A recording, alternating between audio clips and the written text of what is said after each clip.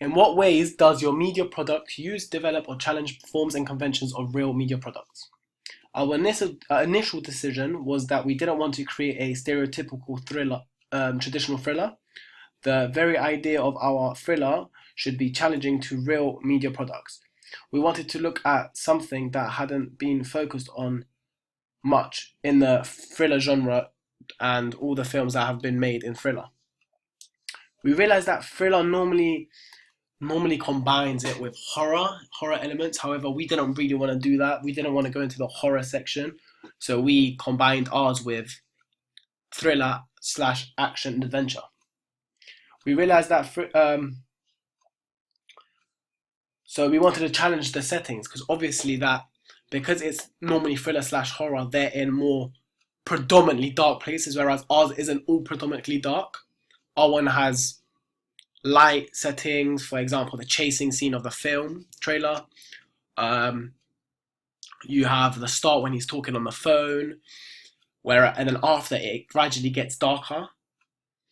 We didn't, which obviously makes it more of a thriller. Whereas predominantly you'll have it just mostly dark, and that just then it makes it slash horror. Whereas we just wanted to do thriller slash action and adventure. From this, however, we did use the conventions for the film, which is normally typically found. For example, the film trailer does not look like a film opening. The film trailer looks like a film trailer. It has intertitles. It's fast paced. Doesn't give away too much of the story. There's enough information to the point where the audience goes, "Oh, I want to watch it." Because in film trailers, there's some film trailers that doesn't really give any information. They're just like, "Oh, that's a bit boring." But you need to have the right balance. You can't give too much away, and you can't just not give any information because then it won't intrigue the audience, or because if you don't have enough information inside the film trailer, you can't really create enigma. And that's what enigma is, what creates the audience to go, right, I want to see this, what happens in this film. I feel we also developed the timing of the film. In film trailers, there are some films that have the timing bang on with everything, but some really don't. It's just normal sound and music. However, our film, every intertitle, every scene, everything is on the beat of the music and fits in perfectly. We felt to do this will give your hairs on your back of the spine to raise and you to just get out of your seat to think, what the hell's happening? Another thing we developed, I feel, is the use of sound. We didn't just use one, we used two. So one at the start, which was a sound bridge, and it went on. So one at the start, which was on the ident, and it crossed over on the sound bridge over to the film. So from the computer scene, when he's on the laptop, sound bridge to the ident onto the film. Films don't typically use two different sounds. They typically just use one, and we use two. We use two, one at the start and then the rest on the film. We took some from our inspiration film Enemy of the State. We took their lighting into consideration and we mimicked what they did into our film. They had dark, very dark. They had some very dark scenes as well as Memento, and we thought the lighting that they used and contrasting clothing of characters enhances the emotion in the scene, and we use this concept within our trailer, and we thought it was very powerful that the lighting can just make someone off their seat and just like, whoa, what's gonna happen? Like they fear for the protagonist and they think, what's gonna happen? Like, is the antagonist gonna find him? One thing we challenged is the breakdown of characters. For example, in Rosemary's Baby, she starts off happy, like a normal person, normal woman, and then she ends up angry, she ends up distraught, she ends up upset.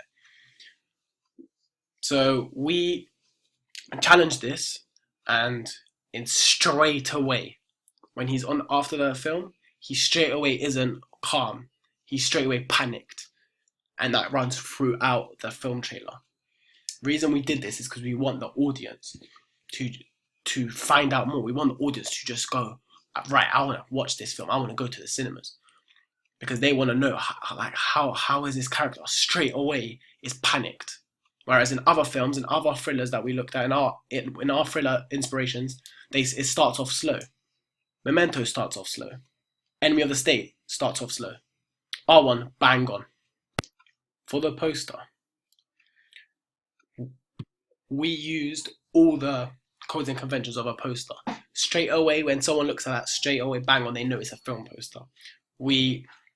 From the codes and conventions, we used the rule of thirds. And one thing we developed in the rule of thirds between the magazine and the poster is, so the poster has an artificial skyline and the magazine has on the background the real skyline. And we thought this was really effective, as straight away people know it's like, whoa, they're so linked. It's like, and it will build the synergy of the film. We also used Enemy of the State's color scheme, which was blue, both in the poster and the magazine, which is here.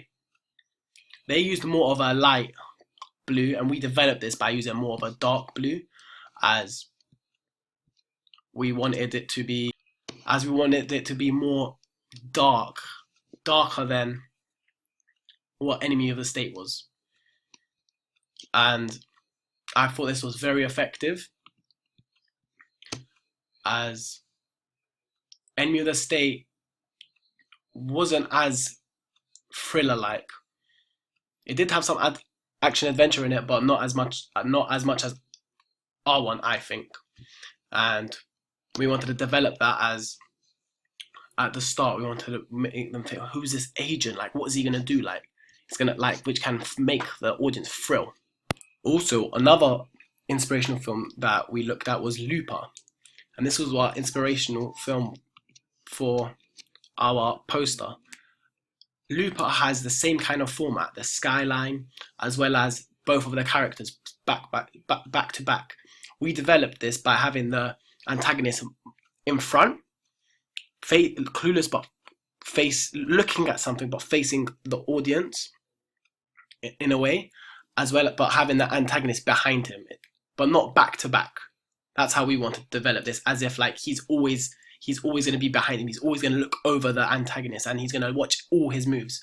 Whereas in Looper, they're back to back, as in they're in a team. Whereas in R1, they are not a team. They are against each other. For the magazine, same thing. We used all the codes and conventions. We had the masthead at the front, the main character in the middle. Rule of thirds was in this, the skyline, the background. And what's really good about this is the character is looking straight at the USB, and this straight away develops the audience to think, this USB, what's in this USB? What files has he found that's so special? That's so special to the point that he's torn, his t-shirt's torn. He's been through all of that just to stay alive and have this file with him. Why does he have to keep it so much? Why is it so precious? And I feel both magazines and posters really, really fit well and use the same codes and conventions, which is seen outside. However, we develop, change, and challenge what's already out there. One thing I forgot to talk about was, in the film, it's stereotypically found in thriller films that the men, because they're men, they don't panic. They're bold, they're strong, and they want to fight. For example, Taken, where he doesn't care what state he's in, he doesn't care what situation he's in, he is going to get his daughter. Whereas in R1, straight away it starts with him panicked. He's not hiding it. So we've challenged this. He also stays like that for a very long time. When he's getting tortured, he doesn't know what he doesn't know, and he's hiding it. But he gradually gains confidence and is less frightened by him, and he tries to beat the agent.